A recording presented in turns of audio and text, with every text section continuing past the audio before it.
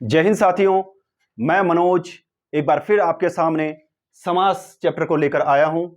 लेकिन इससे पहले देखिए दोस्तों, कई राज्यों में काफी सारी भर्तियां आ चुकी है। फॉर एग्जांपल देखिए, उत्तराखंड में पटवारी, लेखपाल, वन आरक्षी, लोअर पीसीएस जिसमें कि नायब तहसीलदार वगैरह बीडीओ हैं, उसके बाद अपर पीसीएस और पुलिस विभाग में भी भर्ती आने वाली है। तो कई राज्यों में ढेर सारी भर्तियां आ चुकी हैं और आनी बाकी है।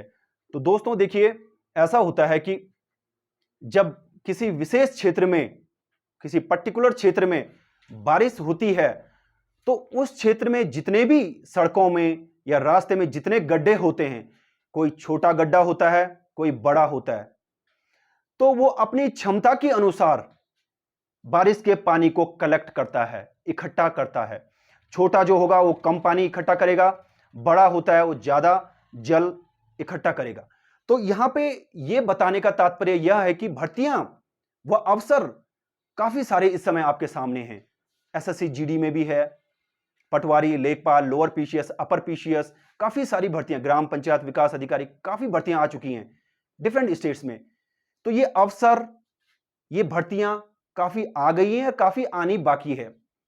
तो आप सबके सामने अब अवसर है, मौका है। अब देखना यह है कि कौन सा स्टूडेंट इस अवसर को कितना कैश करता है, कितना इसका सदुपयोग करता है और कौन सा इसका कम सदुपयोग करता है। यही मैंने ये उदाहरण बारिश का दिया।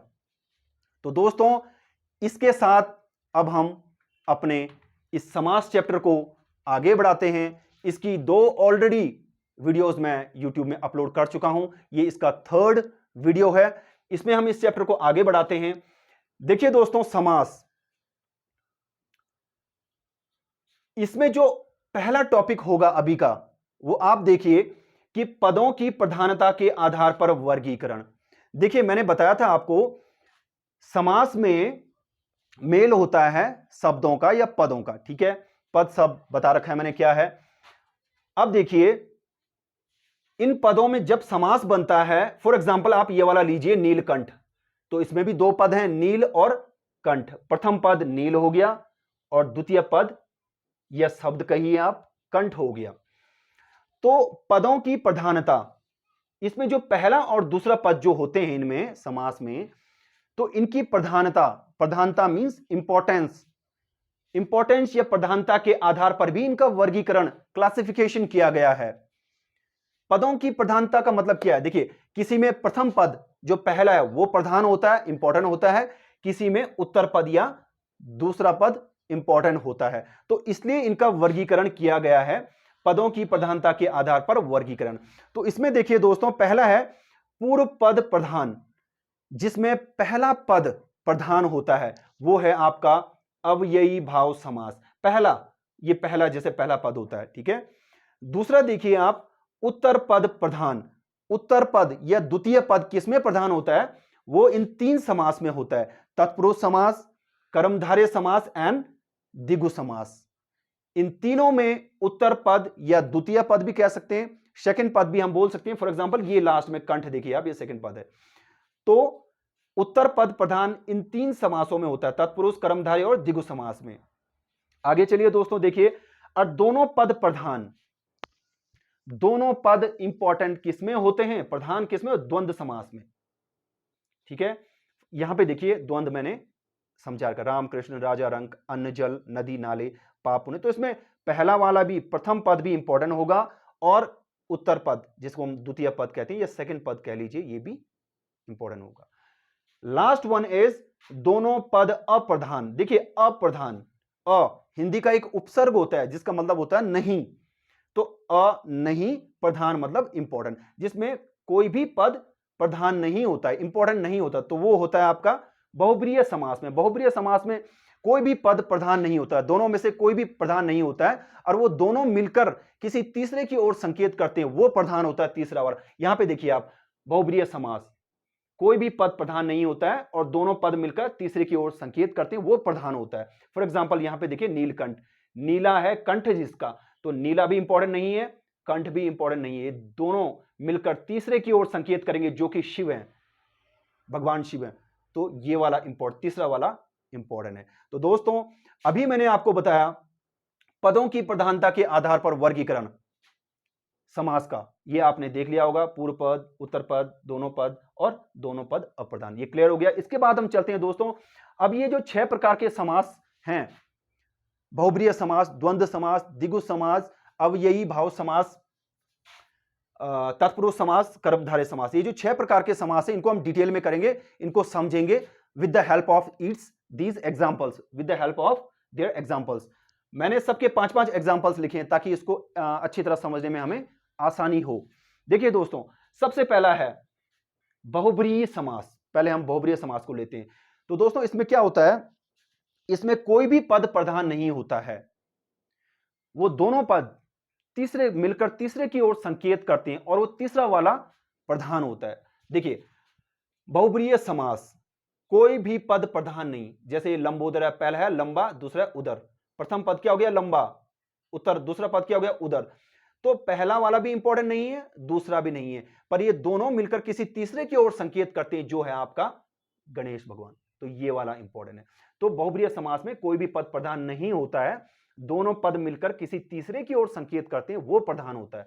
तो अब इसके उदाहरण देखिए दोस्तों, 5 एग्जांपल्स मैंने लिखे हैं। पहला है नीलकंठ, पहला पद हो गया नील, दूसरा हो गया कंठ, तो नीला है कंठ जिसका, कौन है वो, भगवान शिव, तो दोनों पद मिलकर, नीला भी इंपॉर्टेंट नहीं है, कंठ भी इंपॉर्टेंट नहीं है, पर दोनों मिलकर जब मिल रहे हैं तो तीसरे की ओर संकेत करे हुए भगवान शिव, ये इंपॉर्टेंट है। दूसरा देखिए आप लंबोदर, इसमें भी 2 पद हैं, लंबा और उदर, इसको देखिए, प्रथम लंबा भी इंपॉर्टेंट नहीं है, उदर भी इंपॉर्टेंट नहीं है, प्रधान नहीं है, तो कौन सा प्रधान है, दोनों मिलकर जब तीसरे की ओर संकेत कर रहे हैं। लंबा है उदर जिसका, उदर पेट, देखिए, तो जिसका किसका है, गणेश भगवान, तो ये हो गया आपका तीसरा पद इंपॉर्टेंट। अब देखिए आप थर्ड वन, त्रिलोचन, इसमें भी 2 पद हैं, त्रि प्रथम पद, लोचन दूसरा पद, तो प्रथम भी इंपॉर्टेंट नहीं है, दूसरा भी इंपॉर्टेंट नहीं है, दोनों मिलकर तीसरे की ओर संकेत करते हैं जो हैं भगवान शिव। क्योंकि देखिए आप 3 लोचन, लोचन किसका पर्यायवाची है दोस्तों, लोचन है नयन, आंखों का, ठीक है, तो देखिए 3 लोचन वाला, 3 आंखों वाला कौन है, भगवान शिव है, तो ये हो गया थर्ड पद जो कि इंपॉर्टेंट है, ये दोनों मिलकर तीसरे की ओर संकेत करते हैं। अब देखिए वज्रांग, इसमें भी 2 पद है, वज्र और आंग, वज्र मतलब कठोर, पत्थर जैसे चट्टान के समान, वज्र के समान कठोर, अंग मतलब, अंग किसका पर्यायवाची दोस्तों, शरीर का, देह, तन, गात, ये सब किसके पर्यायवाची हैं, शरीर, अंग की। तो देखिए दोस्तों, वज्र मतलब कठोर, वज्र के समान, और अंग मतलब शरीर, तो प्रथम वज्र भी इंपॉर्टेंट नहीं है, प्रधान नहीं है, और अंग भी प्रधान नहीं है, पर ये दोनों मिलकर तीसरे की ओर संकेत कर रहे हैं, जिसका अंग मतलब शरीर वज्र के समान कठोर है, कौन है वो, भगवान हनुमान, बजरंग बली। ठीक है, अब देखिए दोस्तों 5वां उदाहरण बहुब्रीहि समास का, दशानन, इसमें भी 2 पद हैं, दश और आनन, दस भी इंपॉर्टेंट नहीं है, आनन मतलब मुख, तो देखिए किसका पर्यायवाची, आनन, मुख का, तो देखिए दोस्तों 10 हैं आनन जिसके, किसके आनन, किसके मुख हैं 10, रावण के, तो देखिए ये दोनों मिलकर, दोनों पद मिलकर तीसरे की ओर संकेत कर रहे हैं, रावण की ओर, तो ये प्रधान है। तो बहुब्रीहि समास का अभी हमने क्लियर किया, इससे हम 2 बातें सीखे हैं, उदाहरण तो हमने इसके 5 देख लिए, पर 2 बातें हम, 2 पॉइंट हम इसमें नोट कर सकते हैं, and with these 2 points this type of समास इज 100% क्लियर। देखिए कैसे, पहला पॉइंट, बहुब्रीहि समास में दोनों पद में से कोई प्रधान नहीं है, कोई इंपॉर्टेंट नहीं है, वो तीसरे की ओर संकेत करेंगे, वो इंपॉर्टेंट है, फर्स्ट वन। सेकंड वन, देखिए सेकंड वन ये कि ये पर्यायवाची भी होते हैं, शिव का पर्यायवाची है, लंबोदर किसका पर्यायवाची, गणेश का, त्रिलोचन किसका पर्यायवाची, शिव का, बजरंग, तो ये पर्यायवाची भी होता है, ये बात ध्यान देने वाली है। ठीक है दोस्तों, तो ये हो गया हमारा बहुब्रीहि समास क्लियर। अब आते हैं हम अपने दूसरे समास की ओर, ये है द्वंद्व समास। इसमें क्या होता है, दोनों पद प्रधान होते हैं, दोनों पद इंपॉर्टेंट होते हैं, और दोनों पद या तो संज्ञा होंगे, संज्ञा मतलब नाम, और या फिर क्या होगा, विशेषण, वो शब्द जो किसी चीज की विशेषता बताए, ठीक है, विशेषण जो विशेषता बताए। संज्ञा की या सर्वनाम की विशेषता बताए। देखिए दोस्तों, तो इसके उदाहरण देखिए आप, राम कृष्ण, राम और कृष्ण, राजा रंक, राजा और रंक, अन्न जल, अन्न और जल, नदी नाले, नदी और नाले, पाप पुण्य, पाप और पुण्य। तो देखिए दोस्तों, इसमें क्या होता है, इसमें आपको याद रखने का बहुत आसान तरीका है। द्वंद्व मतलब द्वंद्व चल रहा है, आपस में झगड़ा चल रहा है, ये एक कोड वर्ड है, आप याद रख सकते हैं इसे, कि द्वंद्व मतलब दो शब्दों के बीच में द्वंद्व चल रहा है। देखिए कैसे, राम कृष्ण, यहां पे भी दो हैं, यहां पे भी दो पद हैं, यहां पे भी दो हैं, सब में दो दो पद, उनके बीच में क्या होता है, द्वंद्व चल रहा है आपस में, और दोनों के बीच में ये डैश होगा, योजक चिन्ह जिसे बोलते हैं, हल्का सा डैश। और जब इसका हम, ये तो समास हो गया, जब इसका समास विग्रह करेंगे तो इसकी जगह क्या आएगा, और लग जाता है बीच में, और ये बहुत आसान है द्वंद्व समास। तो इसमें भी आपको मेनली दो चीज याद रखनी है, एक कि दोनों पद प्रधान होते हैं। देखिए बहुब्री में क्या था, दोनों पद प्रधान, कोई भी पद प्रधान नहीं था बहुब्री में, और इसमें दोनों, इसमें उल्टा है इसका। कई बार पूछते हैं इसका विलोम समास कौन सा, ये, क्योंकि इसमें तो दोनों में से कोई भी प्रधान नहीं है और इसमें दोनों ही प्रधान है। प्रधान मींस इंपॉर्टेंट, दोनों इंपॉर्टेंट है।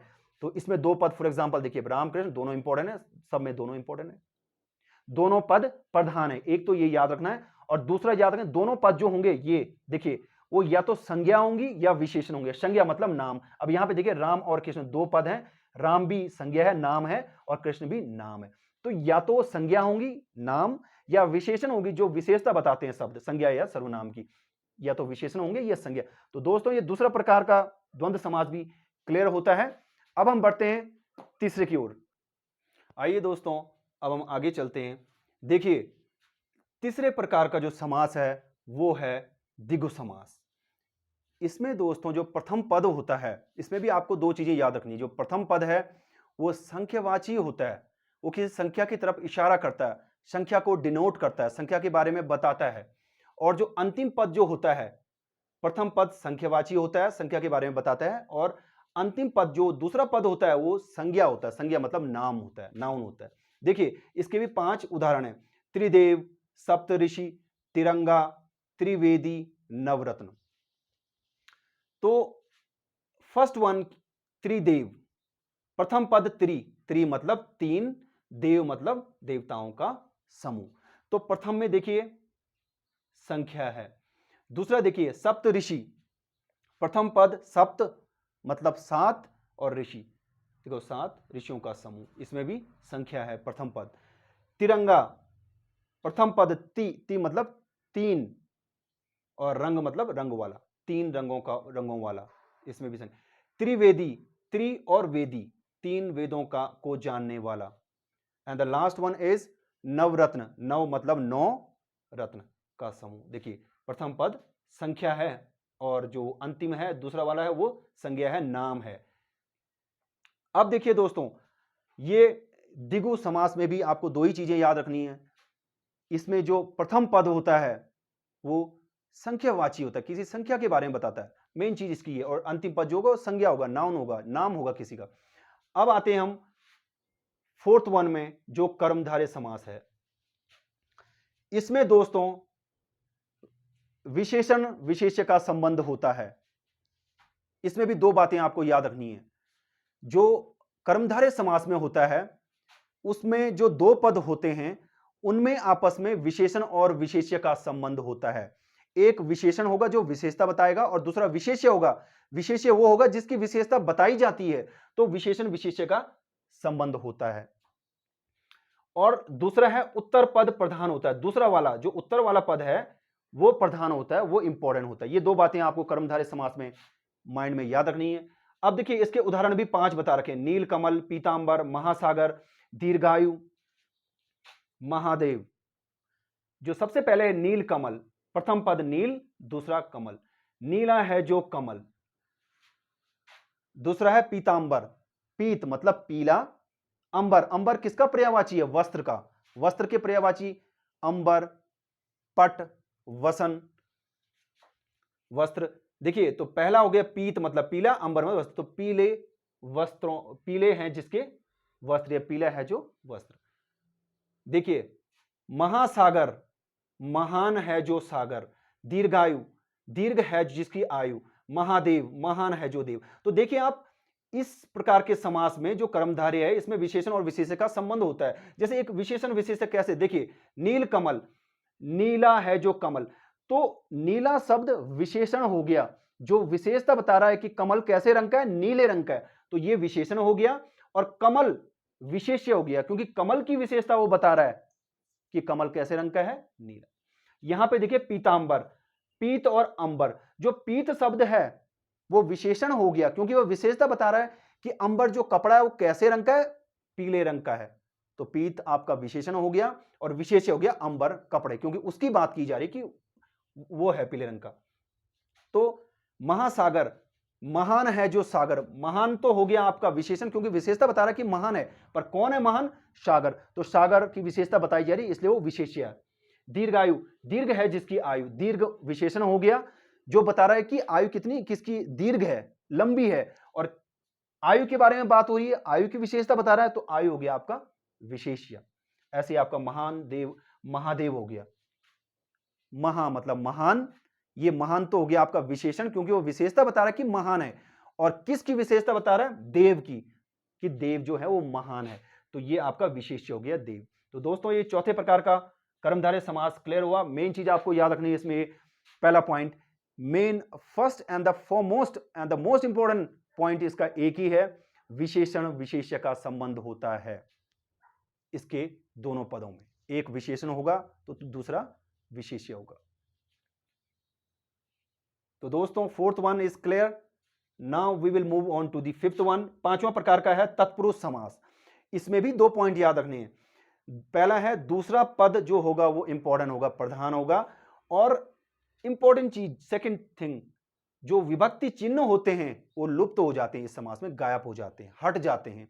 और विभक्ति चिन्ह मैंने बताया था, विभक्ति चिन्ह इससे पहले जो मैंने चैप्टर कराया था संज्ञा, उसमें बताया था आपको, कारक चिन्ह, विभक्ति चिन्ह, परसर्ग, ये तीनों एक ही चीज होती हैं, इसलिए इन्हें विभक्ति चिन्ह कहते हैं। और ये कौन से होते हैं, को, से, को, के लिए, ये बीच में जो आते हैं कारक जो होते हैं, 8 प्रकार के जो कारक होते हैं, कर्ता ने, कर्म को, करण से, अपादान, तो ये जो का, के, में, से, पर, ये बीच में जो आते हैं ये आपके विभक्ति चिन्ह होते हैं। और तत्पुरुष समास में जब इसका हम समास बनाते हैं तत्पुरुष, तो ये विभक्ति चिन्ह लुप्त हो जाती हैं, गायब हो जाती हैं, हट जाती हैं, और जब समास विग्रह करते हैं तो दोबारा से ये आ जाती है। ये समास बना है तो इसमें कहीं पे भी आपको विभक्ति चिन्ह नहीं दिखेगा। जो ये को है यहाँ गायब हो गया, को यहाँ गायब, तो इसमें नहीं है, लुप्त हो गए। और जब इसका विग्रह करेंगे, समास विग्रह, तो इसमें देखो गायब हो गए, इसमें फिर से आ गए, सॉरी। तो दोस्तों तत्पुरुष समास में यही मेन चीज है कि जो दूसरा पद होता है वो प्रधान होता है और विभक्ति चिन्ह लुप्त हो जाती, गायब हो जाती। देखिए आप 5 एग्जांपल इसके, यश प्राप्त, यश को प्राप्त हुआ, रचनाकार, रचना को करने वाला, मुंह तोड़, मुंह को तोड़ने वाला, शोकाकुल, शोक से आकुल, देशभक्ति, देश के लिए भक्ति। तो फॉर एग्जांपल आप इसका उदाहरण देखिए, यश प्राप्त, तो प्रथम पद हो गया यश और दूसरा हो गया या उत्तर पद हो गया प्राप्त। तो यश को प्राप्त हुआ, तो जब इसका समास बनाया तो ये को जो विभक्ति है यहां देखिए लुप्त हो गई, इसमें को कहीं भी नहीं है।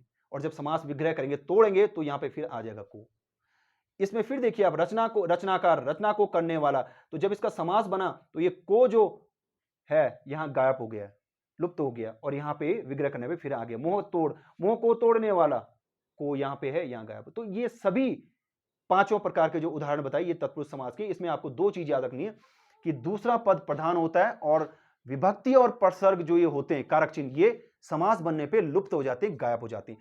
सो दोस्तों now we will move on to the last 6th one, अव्ययी भाव समास।